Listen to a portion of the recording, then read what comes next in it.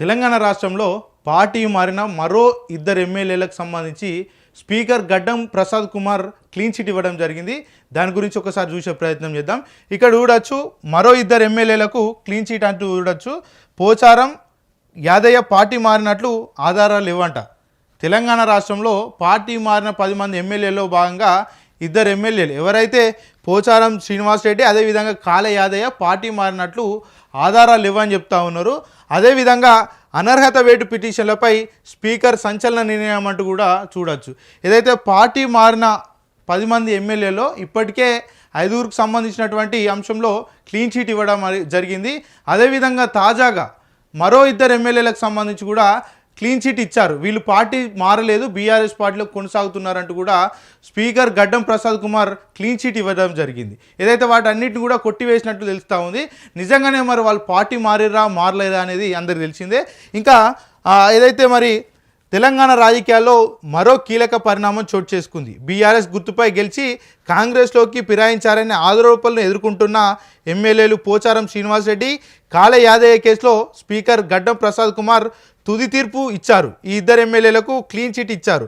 పోచారం శ్రీనివాస్ రెడ్డి, కాళ యాదయ్య బీఆర్ఎస్ పార్టీలోనే ఉన్నట్లు వెల్లడించారు. నిజంగానే మరి ఇక్కడ పోచారం శ్రీనివాస్ రెడ్డి కావచ్చు, అదేవిధంగా కాళ యాదయ్య పార్టీ మారలేదా అనేది మీకు ఆధారాలతో సహా నేను చూపెట్టే ప్రయత్నం చేస్తాను. ఒకసారి దానికి సంబంధించి చూసే ప్రయత్నం చేద్దాం. ఏదైతే ఇక్కడ ఒకసారి చూడొచ్చు, ఈ ఫోటోలో ఉన్నటువంటి వ్యక్తి, అటువైపు వ్యక్తి ఏమో తెలంగాణ రాష్ట్ర ముఖ్యమంత్రి రేవంత్ రెడ్డి, అప్పుడు పిసిసి అధ్యక్షుడిగా కొనసాగుతూ ఉన్నాడు. ఇటువైపు ఉన్నదేమో బీఆర్ఎస్ పార్టీ గుర్తు నుంచి గెలిచినటువంటి ఎమ్మెల్యే, బాన్సువాడ ఎమ్మెల్యే పోచారం శ్రీనివాస్ రెడ్డి.